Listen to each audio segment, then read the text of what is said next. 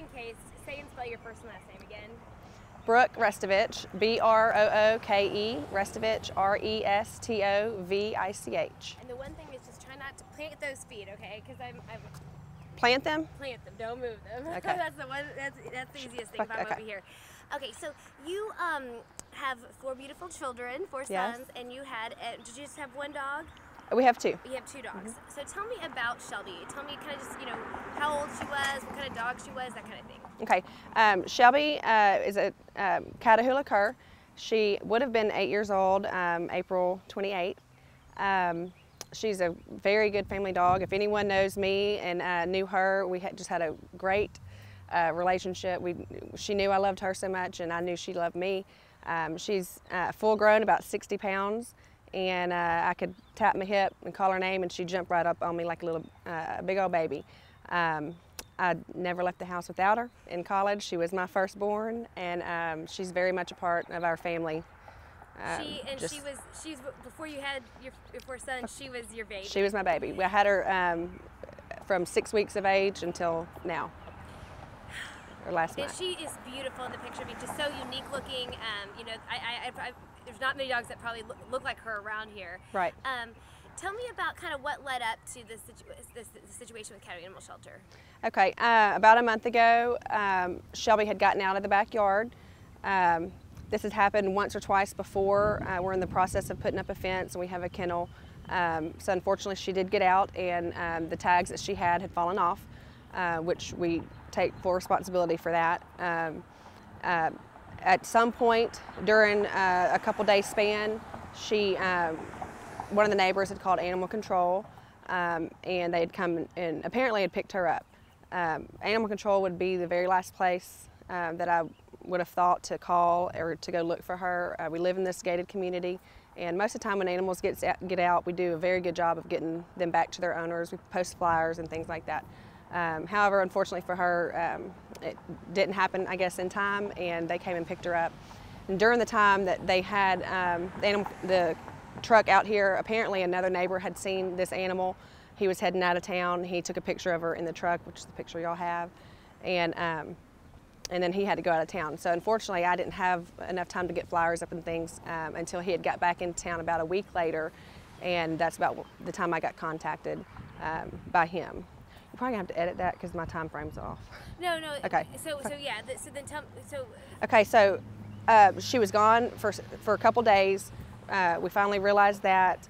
The following week, I'm out walking my children in the stroller. We're kind of looking through the neighborhood, through some of the fences. You know, a lot of the times people take these dogs and put them in the backyards and things. So I'm just kind of walking, and I run into a neighbor and describe Shelby. And she said that a dog that fit that description, she saw being picked up by animal control. And that was the first time that it dawned on me to call. So this would have been right out a week later after she had gone missing. So immediately I call them, standing there with her, and they proceeded to tell me they couldn't give me any information over the phone. I described the dog in detail to them, down to a birthmark, and I just didn't receive any kind of help. No one would go back and look. They told me that the only way to know is to actually come in and identify the dog. Unfortunately, I'm stuck at home with the children, and I couldn't get out at that minute. But my husband, before he came home from work that evening, stopped by and looked through the kennel. When he got there, he also described the dog to several different people, including the kennel lady who walks you through. You got females on the right, males on the left, and he was told by several people that they had not seen that dog and that the dog had not been brought in. Of course, when he walked through the kennel, she wasn't there. So. And so you, at this point, you're like, well, maybe did you still have hope then? Yeah, of course. Matter of fact, when I left, I said, well, I don't know if that's a good thing or bad thing. We'll just keep looking. Maybe she didn't, at this point, I didn't know for a fact that she had been picked up by animal control. I just know that a dog that fit her description had been.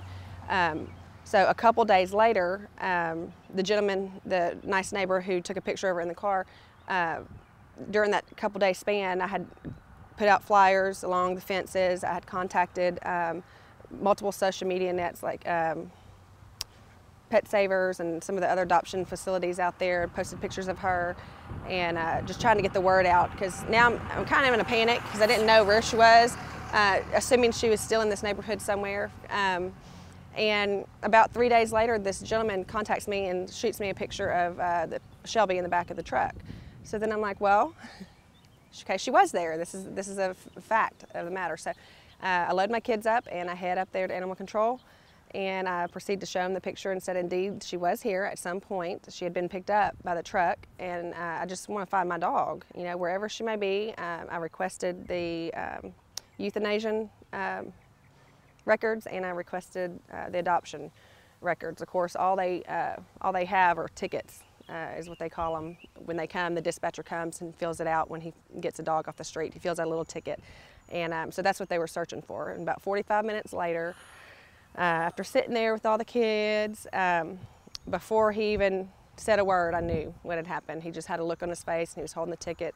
He asked if I wanted to come back to the back room, and I said, no, I know what happened. And he said, I'm so sorry. I said, well, I don't understand. I don't understand the policies and procedures. I don't understand if this is a normal time frame for you. I said, but she was here 1 week, and I just felt like it was really premature, especially a family dog like that.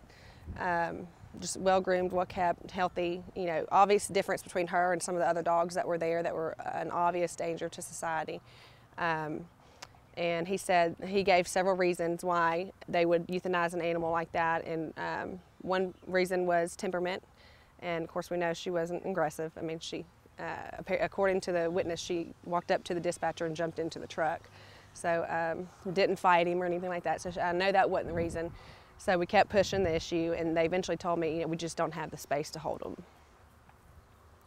Oh, that's so sad. Anyway. So. God, it's like my worst nightmare. So then, oh God, I so loving dog that wanted to go. Obviously had no idea where she was going, Right. and that's the sad part. What do you think? You know what? So I talked to the director Everett Harris, and you know he was saying that they would do whatever possible to get an adoptable dog adopted, but also you know they only have 24 cages, I think, of dogs that they can adopt out at one time. What do you think some of the ways this could have been prevented? Personally, I would have liked to seen several things happen differently. One, apparently it appeared that when the dispatchers come out here to get animals, or anywhere for that matter, they have to take a picture of the animal. On their database, when we finally started looking for her and seeing how and when she was picked up, there was pictures of her walking along Ashley River right here. So apparently they take pictures of the animals and they put them in the truck, and then they take them to Caddo. I would have liked to seen maybe some of the policies and procedures amended to request that these people, if they come into a gated community especially, you know the animal most likely lives inside of here. Okay, we don't get many strays off Flournoy Lucas. Maybe on the way out, stopping at the desk and saying, look, I have no choice, this animal's out, I've got to take it in, but we want to give you all the opportunity to find its owner. I've taken pictures and I'll shoot them to you, and then our lady can shoot it out to the HOA. And you know, we all have email, we have a website, 12 Oaks website, and you know, to me it seems like that wouldn't take too much time and effort, and then we could reunite those pets with the owners. Another thing that was explained to me is that no animal is turned down there. So while I'm sitting there, a gentleman comes in. He's obviously frantic. He's been fighting a pit bull. He witnessed the dog kill an animal right in front of him several minutes before at a factory that's down the street from the animal control shelter. And he said that on his way in to try to bring him in, you know, the animal's attacking him. So he's hitting him in the head like 5 and 6 times trying to get him off of him. Well, that animal is explained to me that this animal has a 4-day grace period, I guess. I don't know what to call it. They have 4 days where they can occupy a kennel space. They can't turn away animals, so they have to take these in. Same thing with Shelby, same thing with any other animal. So they have 4 days, and then after that 4 days is up, they can do with them, I guess, what they want. So, you know, I guess if their temperament is aggressive, they can euthanize them. If there's room, I guess they adopt them. I'm not sure, but you know, I didn't see how, I guess it was, in all fairness, to the good dogs out there, to the family dogs, that these animals are able to take up space in a kennel for that long when obviously no one's going to walk through and say, hey, that looks like a good looking dog to adopt for my family and children. I mean, he's obviously a danger. So he's probably going to be put down in 4 days. So I don't understand the wait period. So I don't know how the policies and procedures could be changed as far as that is concerned, if at all. But that was concerning to me for sure. I would think that if you have a dog that is good, if you'd find a way to at least hold them Right. a little longer. I mean, at least, you know, give an opportunity. But I know, you know, maybe money needs to more. We find a way for them to expand the. Right. If they are putting down $5,000 dogs, you know, a week. I'm sorry, a year or whatever, 7,000. Now, how much do you miss your puppy? Well, I miss her terribly. You know, we did everything together for a long, long time. She was just a really good dog. She would let the kids lay on her back. You know, same with our other dog. I mean, they were just very friendly. We miss them terribly, but we have many, many, many good memories, and that's how we get through it. Just kind of remembering those. I've got tons of pictures of her. We did photo shoots, obviously, with the jackets and all the dress-up stuff. So I've got good memories of her, and we move on. Will you kind of maybe will you warn your neighbors about what happened? I mean, will you try to warn people so this doesn't happen to someone else? Yes, yes. We try to do everything we can to keep everyone updated on what's happening in the neighborhood. I did send out an email just to let people know so they are aware. And surprisingly, no one knew about the 4-day rule that has responded to the emails. Everyone was pretty surprised that animal control even came out here, was even called in the first place. But like I said, you know, we take full responsibilities. We know the laws and the rules about keeping dogs contained and those sorts of things. So we're not blaming anyone. It's just that we would have liked to see things differently. Once they do get taken in, maybe, you know, that period of time, we just felt like it was really premature. Yeah. All right. Well, I think that's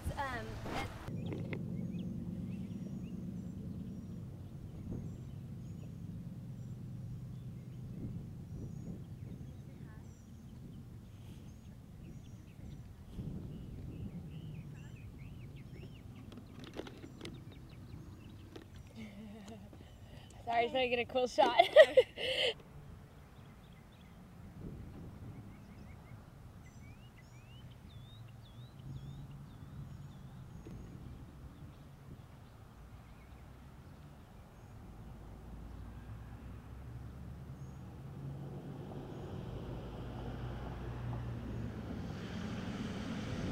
Morning. 3, 2, 1, 3, 2, 1. Nearly 80% of the dogs that go through this facility are killed. Sometimes they aren't strays, but family pets, like Shelby, who was euthanized here last month.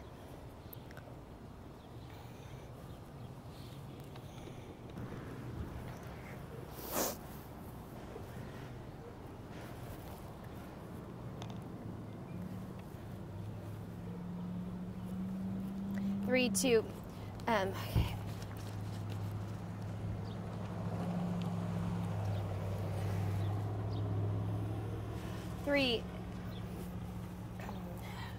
3, 2, 1.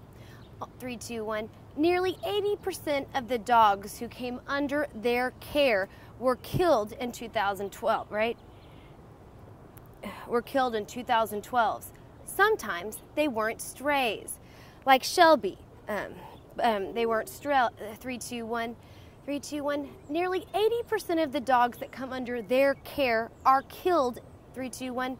Nearly 80% of the dogs that come under their care are killed. Sometimes they're not strays, like Shelby, who was euthanized here last month. 3, 2, 1, 3, 2, 1. Nearly 80% of the dogs that come under their care are killed. 3, 2, 1, 3, 2, 1. Nearly 80% of 3, 2, 1. Nearly 80% of the dogs that go through this shelter are killed. Sometimes they aren't strays, like Shelby, who was euthanized here last month. 3, 2, 1. Nearly 80% of the dogs that go through this facility are killed every 3, 2, 1. Nearly 80% of the dogs that go through this facility are killed. Sometimes they're not strays, but family pets, like Shelby, who was euthanized here last month.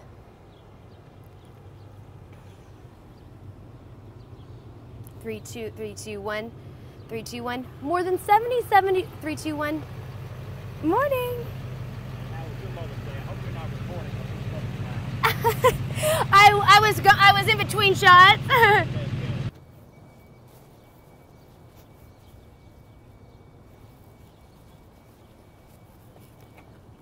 Okay.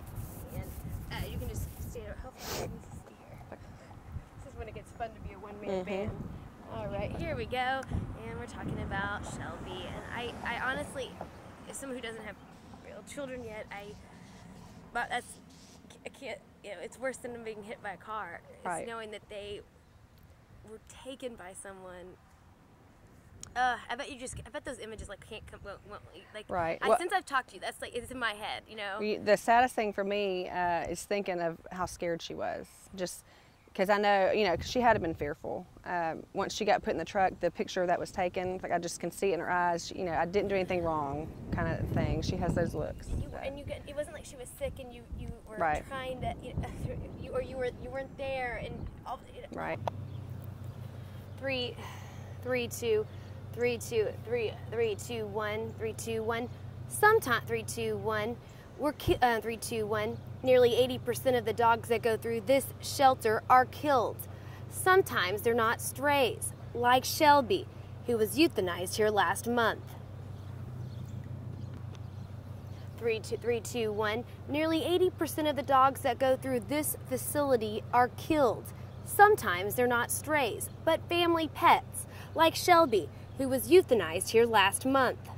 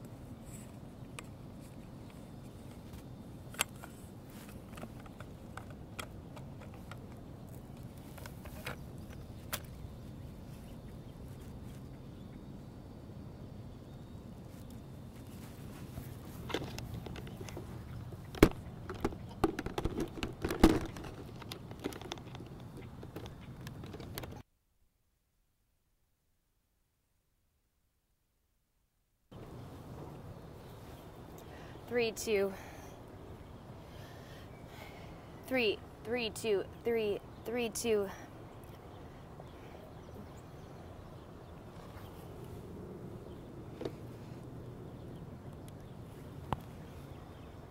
3, 2, 1.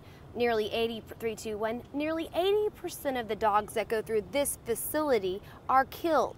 Sometimes they're not strays, but family pets, like Shelby, who was euthanized here last month. 3, 2, 1.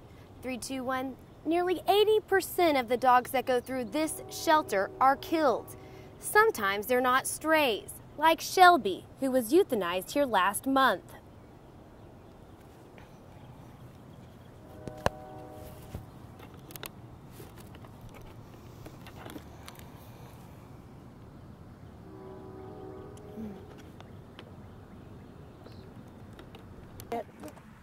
I will take you like this. Is it locked? Yeah. Okay, go. Okay. Now Miss Jane's going to take off with you. Okay. Cool. Thank you. Don't hit me for kidnapping. If I can get a good shot of her. No, not that.